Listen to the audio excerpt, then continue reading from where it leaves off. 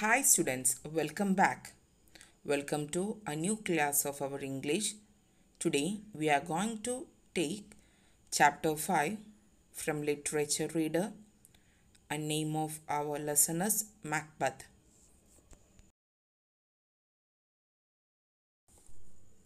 Today at the end of the class you will be able to follow the plot in the story, to identify the main characters, to appreciate the role of the supernatural, to note the message in the play. Let's start our story, Macbeth.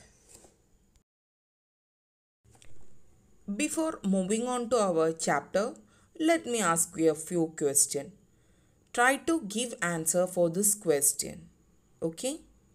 Have you ever given into temptation?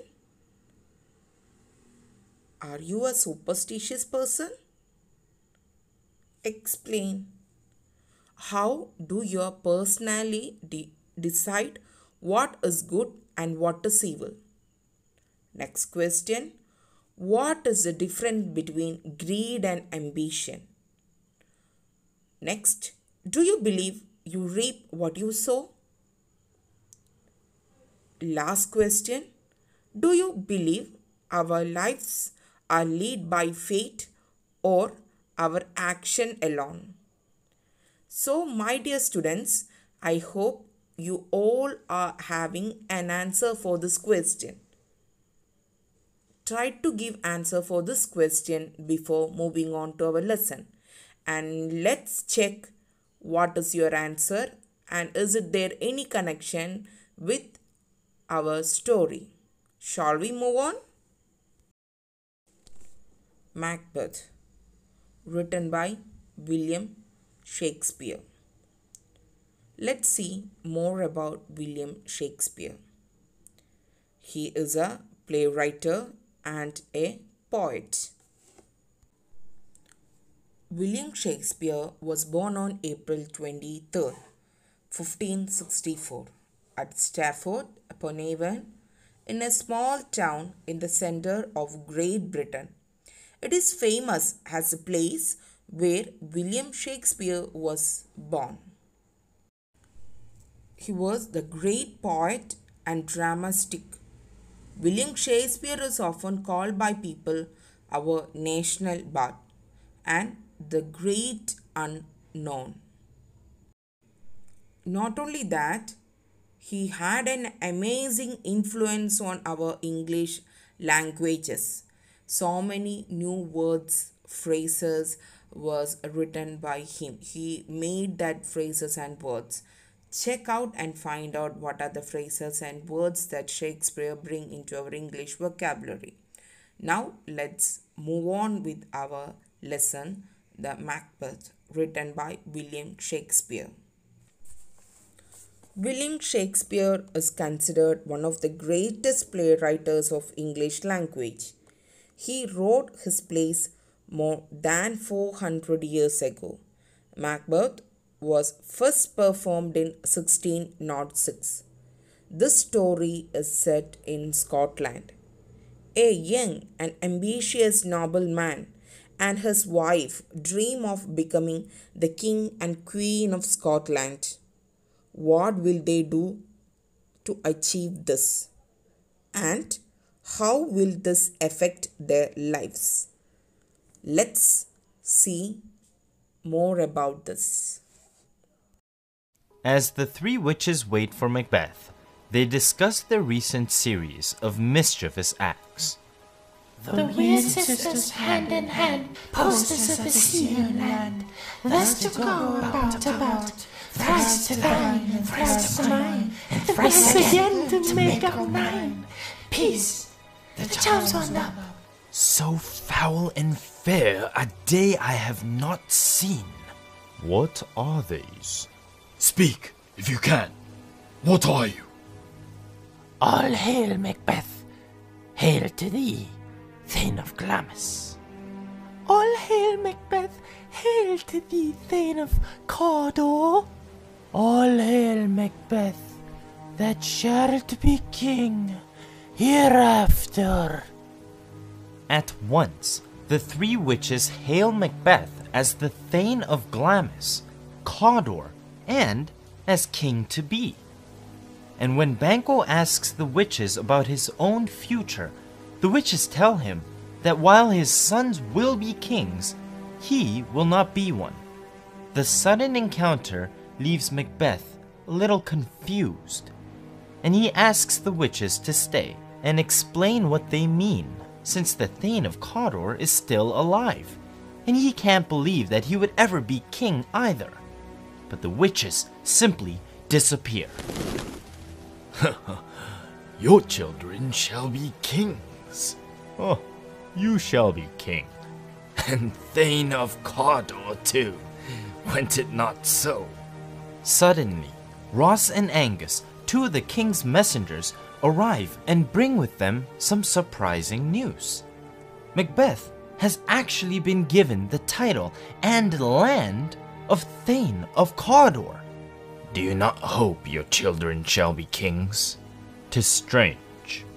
In an aside, Macbeth realizes that since two of the witches' predictions have already come true, it almost seems as if the third might come true as well. But when the thought of murdering King Duncan enters into his mind, he begins to feel nervous. In fact, he wishes that he won't have to do anything at all to achieve the witches' third prediction. Come what come may, time in the hour runs through the roughest of day. Worthy Macbeth, we stay upon your leisure.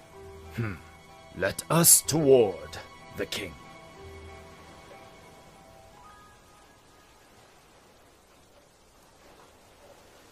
Scene 2 starts off with some key characters being introduced. King Duncan, the King of Scotland, his sons, Malcolm and Donalbain, and a young Thane, Lennox, have all gathered to get an update about a recent battle. An injured captain in Duncan's army tells the story. The Scottish trader MacDonald gathered allies from the Western Isles and revolted against King Duncan. But the brave Macbeth stood strong against MacDonald's forces and struck down MacDonald himself, chopping off his head and sticking it on the castle battlements.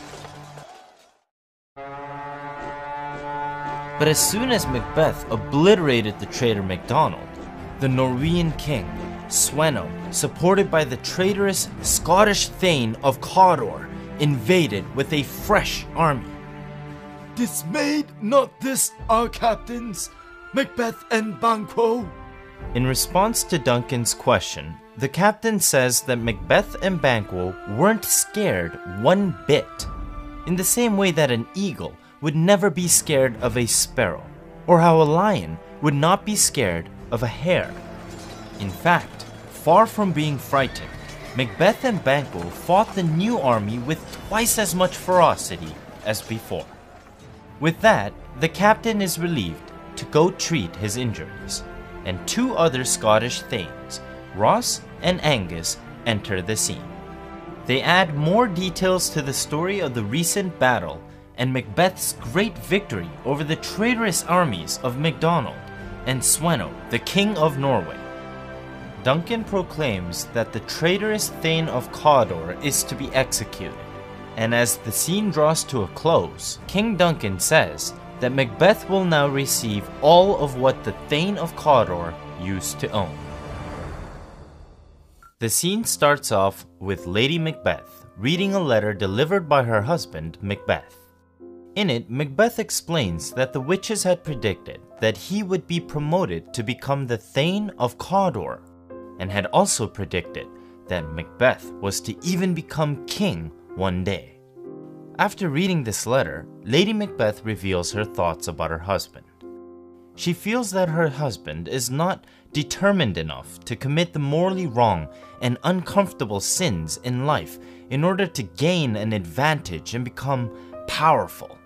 In the midst of her thoughts, a servant enters the room and notifies Lady Macbeth that King Duncan will be coming for the night.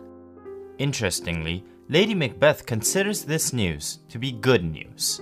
When the servant exits, Lady Macbeth reveals how quickly she is engulfed by her evil ambitions.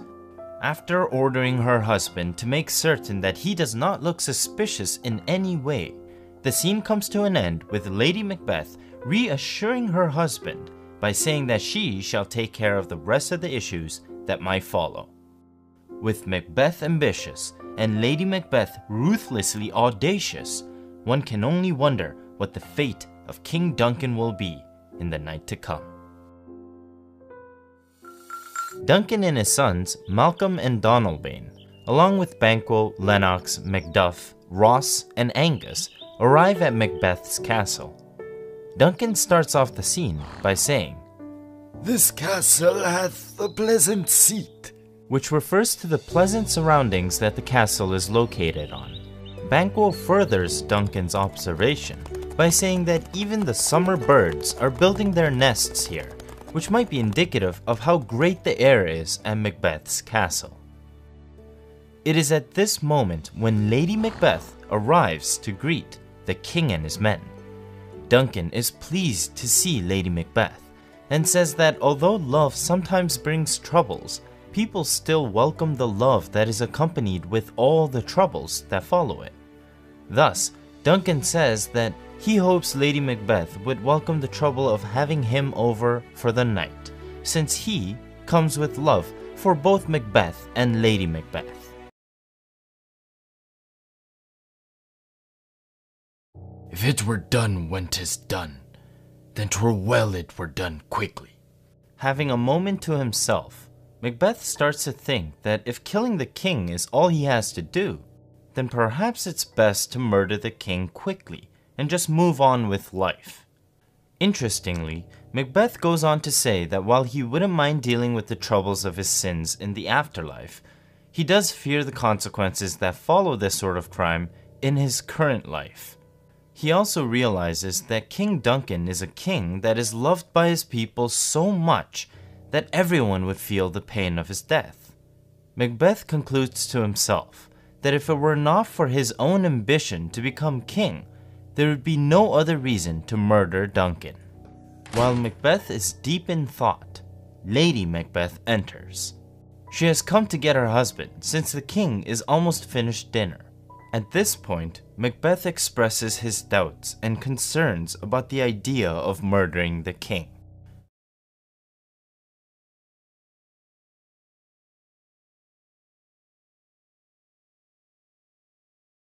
It fail. We fail? But screw your courage to the sticking place, and we'll not fail. Lady Macbeth reveals her plans to get the king's guards so drunk that they will not remember what had happened the night before. And after killing Duncan, Lady Macbeth suggests that Duncan's blood can even be splattered on the guards to frame them for the murder. The scene ends with Macbeth finally agreeing to kill the king. "Oh, I'm settled and bent up, each corporal agent to this terrible feat. Away, and mark the time with fairest show. False face must hide what the false heart doth know." Banquo and his son Fleance is having a conversation about how bright the moon has been shining, and about how Banquo has been having a hard time falling asleep. Macbeth enters the scene, along with the servant. Banquo tells Macbeth that the king must be feeling unusually generous lately. He delivers a diamond that Duncan had requested to be given to Macbeth in return for his wife being a "Most kind hostess." Banquo then tells Macbeth that he's been having dreams about the three witches that they have seen earlier on in the play.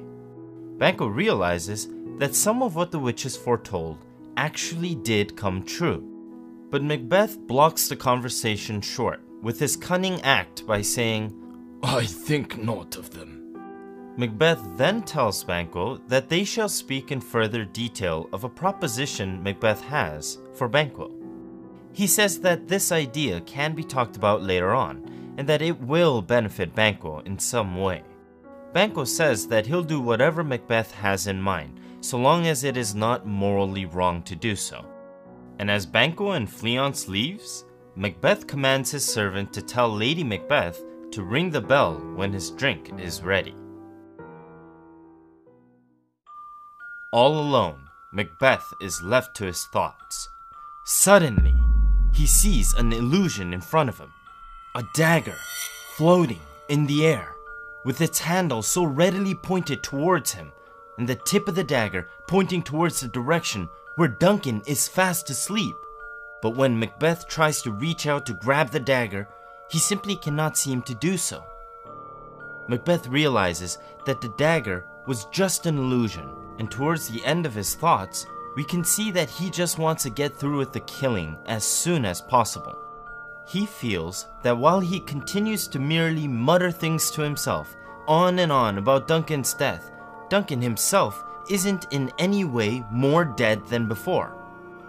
He says the longer he waits, the more he finds himself to be less motivated to kill Duncan, as time has a way of cooling off his courage and his ambition.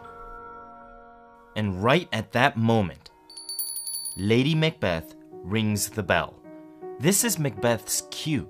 The bell serves as a call from Lady Macbeth to Macbeth, saying that the next steps to the killing is ready to take place. The king's men are asleep, and now Macbeth must head off to finally commit the crime that he has been contemplating over and over again. I go, and it is done. The bell invites me. Hear it not, Duncan, for it is a knell that summons thee to heaven or to hell.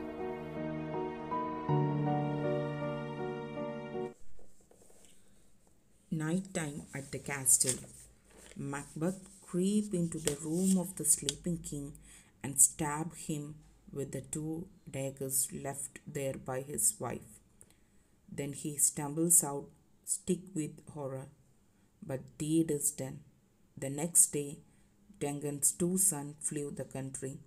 The nobles agree that Macbeth should be their next king, but the witch's prophecy about Banquo haunts Macbeth. So he invites everyone to a grand feast and arranges for Banquo and her son, Fleance, to be killed by assassins on the way to the banquet. But the assassin only succeed in killing Banquo. Fleance escape. The great dining hall in Macbeths Castle. The banquet is underway in the great hall of the royal palace. As Macbeth approaches his seat, he pales. The ghost of Banquo is sitting in his chair. Macbeth stares and cries out in horror.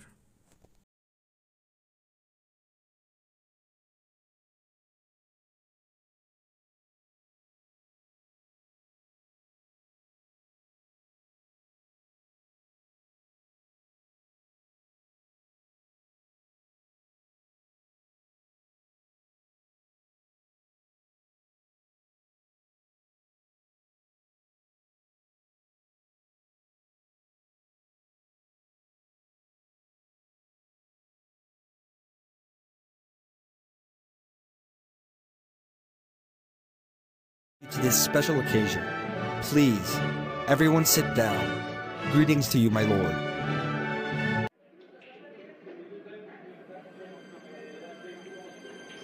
I can see blood in your face. Then it must be Banquo's blood. Did you kill him? Yes, my lord. I killed him for you, for me, and for him. What about his son? That, my lord. He escaped. He is in a big pit now. His head has almost 20 deep hurt. One of that wounds would kill him, my lord. Oh my god. He is a more venomous snake than ever before. According to the laws of nature, it will come and spray the poison at the right time. Now it just has no poisonous teeth. I had become so cursed. You go. Let's talk tomorrow. Dear King, you look so upset. What is the reason? The feast should be enjoyed while eating. It is best to eat from our own home. But it is the mutual friendship that make it delicious when eating from outside. Otherwise, this feast will be like the paper flowers which has no fragrance. Your Majesty, please sit here. I am hoping Our dear Banquo is here.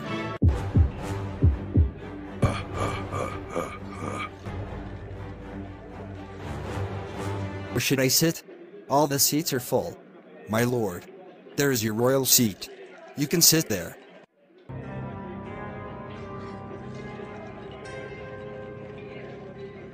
Yes, you can sit there. Who among you did it? It is better to tell the truth. Who did it? Who did it? Who did it?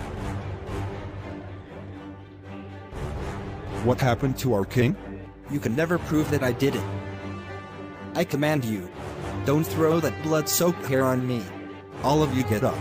Our king is seriously ill. No, friends. There is nothing wrong with our king. He is doing this to entertain us. After a while he will come back to normal, making us fun.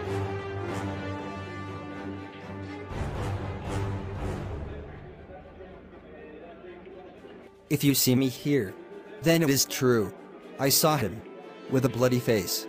What did you see, my lord? Please stop talking. It will make him more irritated. I wish you all a good night. Good night. They need my blood. They determined. Blood instead of blood. I have heard that the mountains fly, and trees will talk. What would be the time now? Sun will rise soon. I am going to that witch's again. Right now. Toad that under cold stone. Days nights has 31. Swelter's venom's leaping got. Boil thou first I the charmed pot. Fillet of a fenny snake. In the cauldron boil and bake. Eye of newt and toe of frog. Wool of bat and tongue of dog. Lizard's leg and all its wing. For a charm of powerful trouble. Like the hell broth boil and bubble. Scale of dragon. Tooth of wolf. Nose of Turk and Tartar's lips. Finger of birth strangled babe. Make the gruel thick and slab. Add thread o' a tiger's chaudron. For the ingredients of our cauldron. Whoever you are, open the lock. Hey, the companions of darkness, that no one can see. What ceremony are you doing there? Our ceremonies have no specific name. I must need to know how you predicted my future. Speak. As much as you want. We will give you the right answer. Do you need to know the answer from ourselves or from those above us? If there's someone powerful above you, call them. Come here. If you're up. Or down. Come here. Hey Macbeth. Macbeth. Beware of Macduff. Thane of Faith. Beware of him. Beware of him. That's all for now. Everything I thought about the Macduff was right. Let me ask you one more thing. Don't ask anything. We will tell you.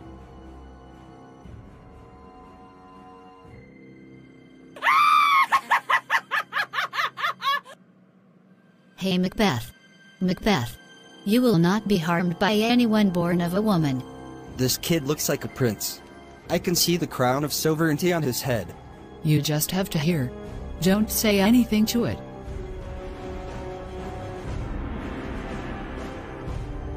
Hey Macbeth. No power in the whole universe can do anything to you. Until the Burnham Wood comes to the Sundanane Mountain. Wow. Now I'm happy. There is no one in this world who is not born to a woman. The jungle never moves to the mountain. Then I will rule the country happily for the rest of my life. I have one more thing to ask you. Will Banquo's son flee and rule the country? Don't try to know what you don't need. The nobleman Macbeth returned to Scotland with their son, Malcolm, together. They decided to defeat Macbeth. In Birnam Wood, they decided on a plan. Each soldier will carry a branch of tree as a camouflage and move towards the castle to attack. Macbeth's messenger sees the moving trees and ran ahead to warn his king. Sir, the wood, Birnam Wood, is moving. Macbeth in a rage, liar, slave. But Macbeth sees the forest moving as well and rushes outside to fight.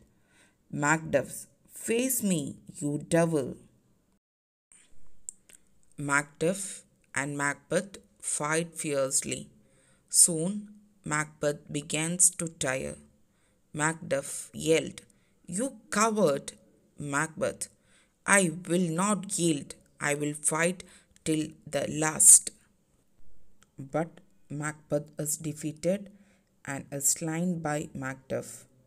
The Scottish noble feel no pity or remorse. The regain of blood is over. There is a talk of Banquo's son succeeding to the throne. All the prophecies made by the witches have been proved correct. But did they predict the future, or did they influence the action of Macbeth and thus create the future? Dear students, that's all about the story Macbeth. I hope you all have understood